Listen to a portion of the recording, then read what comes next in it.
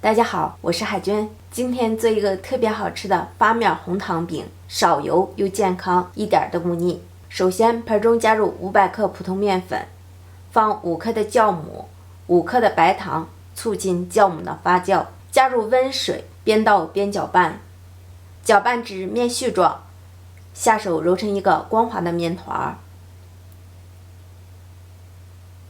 烙饼的面要和得软一些。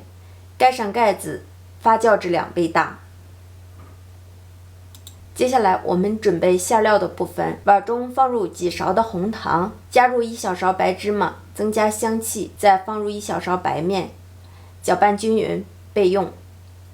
面团一醒发至2倍大，取出放在案板上，多搓揉一会儿，排干净里面的空气，然后再把它搓成长条状。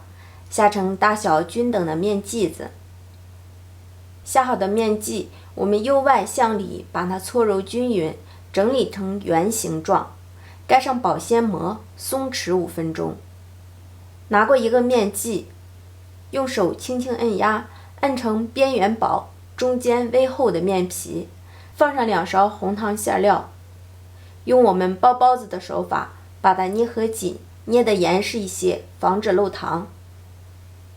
封口处朝下，然后再次把它摁扁、摁圆，摁得稍微薄一些，但是不要太薄，按压成一个圆形的面饼。电饼铛提前预热，刷少许的底油，放入我们做好的饼坯，表面鼓起，给它抹一层薄油，然后给它翻面。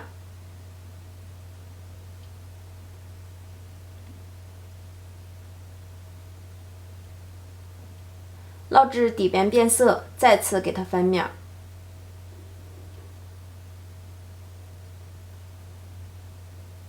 表面轻轻抹一层薄油，再翻1次面。烙至2边都呈这样的金黄色，按压能够快速回弹，就可以出锅了。这样做的红糖发面饼一点都不油腻，特别清淡。健康又好吃。如果您喜欢吃红糖饼，可以试试这样做，发面的好吃不上火。掰开一个看一下，满满的馅料，香甜美味又暄软。如果您喜欢，就记得收藏哦。我是海娟美食，我们下个视频见。